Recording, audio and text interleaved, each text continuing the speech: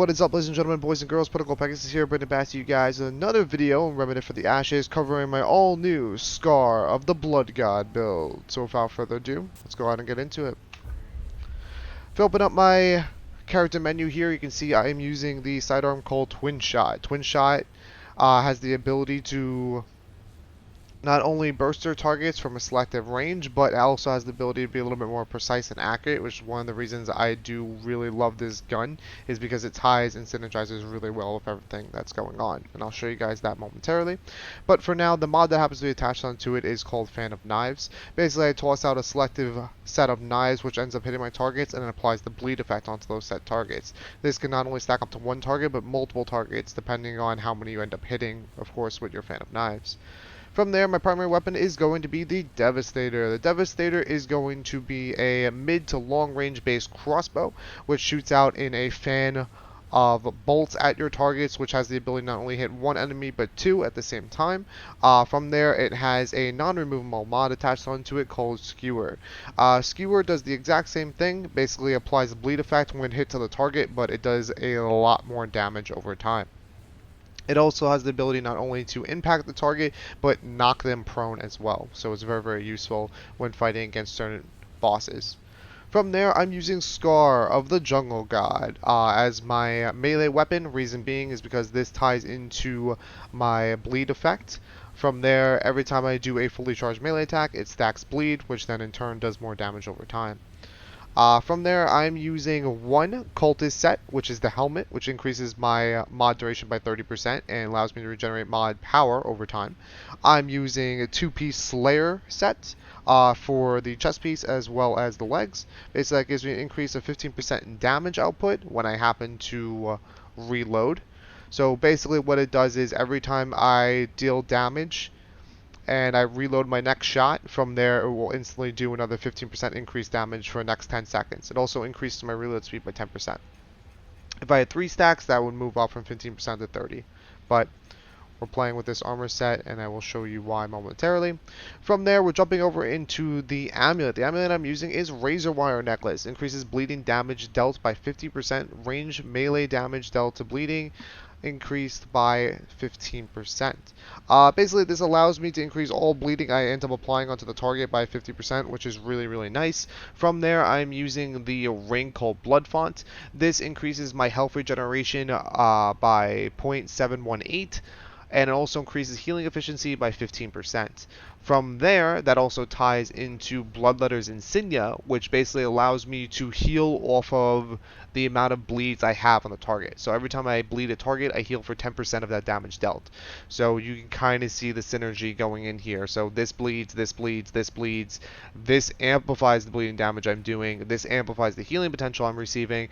And from there, this all ties into the healing potential I'll be able to receive when applying those set bleeds. So it's really, really nice, and I'll show you all that how that synergizes momentarily. From there, one of the main traits I would probably go about focusing on are going to be as followed. So let me just delve a little bit deeper into here, and I will show you guys exactly what you need. So one of the ones I really like doing, of course, is mod power generation from Spirit. That's going to allow you to regenerate your bleeds a little bit more effectively and keep them up consistently. Status duration is also going to be really nice too, because this increases the bleed that's actually on the target. So from there, it just lasts a lot longer, which means you're healing more and doing more damage. From there, the last one I would more than likely go about recommending is going to be as followed: mod duration. Increased weapon mod duration. So when I end up applying the bleed stack onto the actual target, it actually ends up ticking longer, and from there it stays on a lot longer, does more damage, etc., etc. From there, once again, like I always say in all my build videos, is that if you have the ability to go ahead and get every trait within the course of the game, go ahead and do so, because the way these guys synergize together and how everything correlates with one another ends up playing a really, really nice factor regardless of what build you happen to be doing. So definitely keep that in mind, considering there is no level cap with this game. You can get as many traits as you like. With all that being said, I'm going to jump over and cut into some gameplay here, so I'll show you guys how this build actually performs out in the field. So give me one sec and we'll get into that.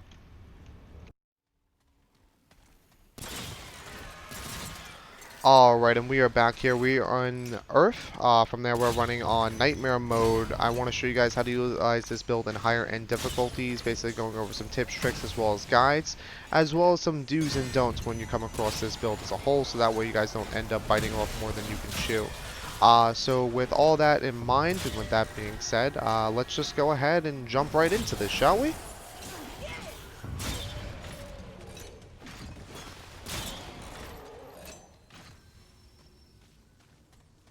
Alright, so we are utilizing the Devastator. From there, the Devastator is not only going to be a lightweight based silent weapon, but what's cool about the Devastator is that you can get the drop on your enemies before they even happen to notice you're there. So what do I mean by that is that the Devastator is actually very powerful in the sense you can literally one-shot majority of the opponents you come across, especially when they happen to be ads. If you happen to go about doing so effectively, that will allow you to not only clear out the ads within a timely, orderly fashion, but it will also make it so that way nothing else in the vicinity gets detected. So you're not going to have to deal with swarm and swarm of enemies, so you can only take on one enemy at one given time as you go throughout the course of this dungeon, allowing you to maximize not only your DPS, but your runs as well, making it a lot more efficient and effective. From there, this won't be the case all the time. You might get a little overwhelmed, but that's when your bleed mods happen to come into play, so you don't have to worry about dealing with multiple enemies at the start or towards the end of the dungeon, just because of the fact you're literally applying your bleeds and they're all dying over time. You're approaching everything a little bit more stealthily, so from there they're not alerting massive groups of enemies, and that just ends up coming into a huge form factor when approaching any form of dungeon on Nightmare mode, just because of the fact that sometimes dealing with overwhelming amount of numbers ends up getting you killed more often than not. So with this, you can approach everything pretty cautiously and not have to worry about getting overrun, which is really, really nice. Another nice thing about this build is that it's a lightweight base frame. What that means is that you're not only going to have high mobility, but you're going to be able to roll around a lot, allowing you to dodge, weave, to kite over things, and just being able to get out of harm's way pretty effectively. Another nice thing about this build is that you have a lot of bleed procs, allowing you to not only apply multiple bleeds to targets, but once you apply those set bleeds, whether it's from your Fan of Knives or from your Devastator mod, you can actually leave that target alone and not have to worry about that target ever again. Just apply the stack of bleed and let that target die over time.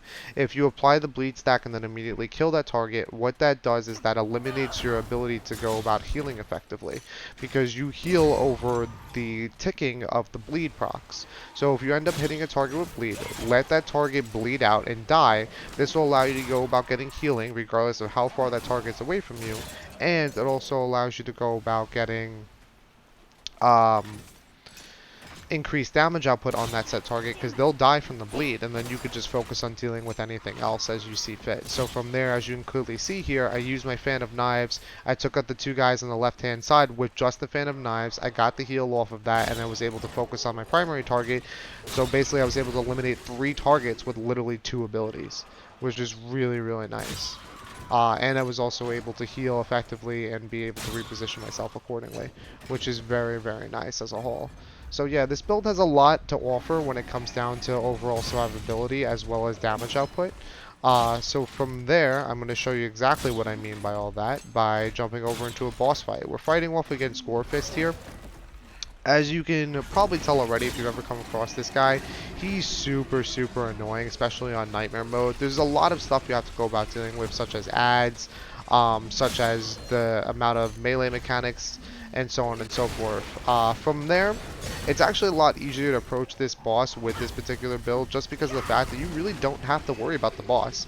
You only really have to focus on the ads. So as you can see here, I'm kiting around the boss accordingly, and I'm just applying my bleed procs. Once my bleed proc is active, that means I'm not only going to get continuous healing, but I'm also doing continuous damage to the boss.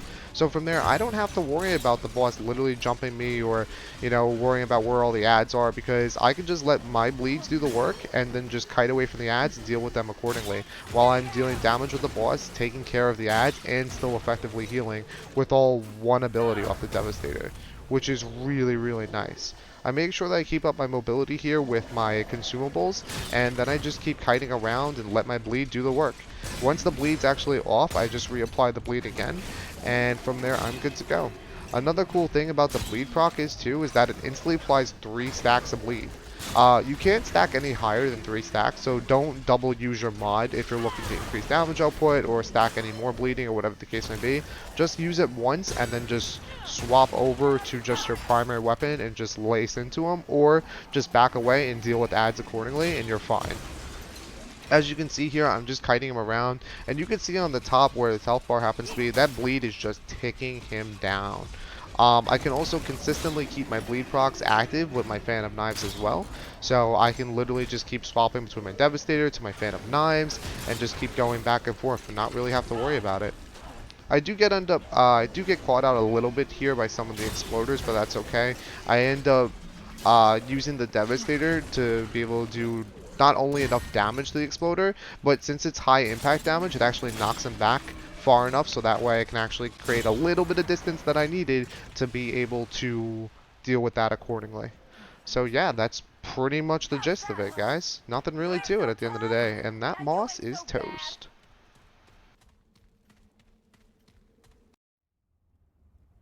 Alright guys, that's pretty much going to be it. If you guys have any questions, comments, or concerns, be sure to post them down below in the comment section. And don't forget to subscribe and hit the bell so you guys get notifications in regards to when I do more awesome epic content like this. And from there, you'll be able to keep tabs on all my build videos that I happen to be sending out or have done thus far. So yeah, that's going to be pretty much it, guys. I hope you guys have an awesome day, and I hope to see you guys real soon. Later.